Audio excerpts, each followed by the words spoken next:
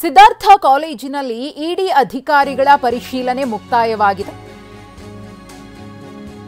31 ಗಂಟೆ ಪರಿಶೀಲನೆ ನಡೆಸಿದ ಇಡಿ ಅಧಿಕಾರಿಗಳು ಇದೀಗ ಮುಕ್ತಾಯವಾಗಿದೆ.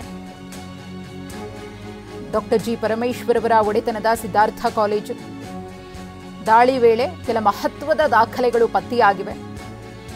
ಒಂದು ಬ್ಯಾಗ್ ದಾಖಲೆಯನ್ನ ಪಡೆದು ಇಡಿ ಅಧಿಕಾರಿಗಳು ಅಲ್ಲಿಂದ ಹೊರಟಿದ್ದಾರೆ. ಭದ್ರತಾ ಪಡೆಯೊಂದಿಗೆ ಕಾಲೇಜಿನಿಂದ ಇಡಿ ಅಧಿಕಾರಿಗಳು ತೆರಳಿದ್ದಾರೆ. ತುಮಕೂರಿನ ಹೆಗ್ಗರೆ ಬಳಿ ಇರುವಂತಹ ಮೆಡಿಕಲ್ ಕಾಲೇಜಿನಲ್ಲಿ ಎಲ್ಲ ದಾಖಲೆಗಳನ್ನು ಇಡಿ ಅಧಿಕಾರಿಗಳು ಕೆದಕಿದ್ದಾರೆ.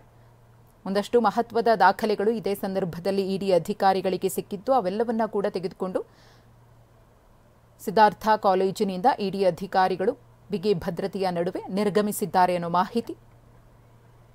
ಗೃಹ ಸಚಿವ ಡಾಕ್ಟರ್ ಜಿ ಪರಮೇಶ್ವರ್ ಅವರ ಒಡೆತನದ ಸಿದ್ಧಾರ್ಥ ಶಿಕ್ಷಣ ಸಂಸ್ಥೆಯ ಮೇಲೆ ಜಾರಿ ನಿರ್ದೇಶನಾಲಯದ ಅಧಿಕಾರಿಗಳು ನಿನ್ನೆ ದಾಳಿ ಮಾಡಿದ್ರು.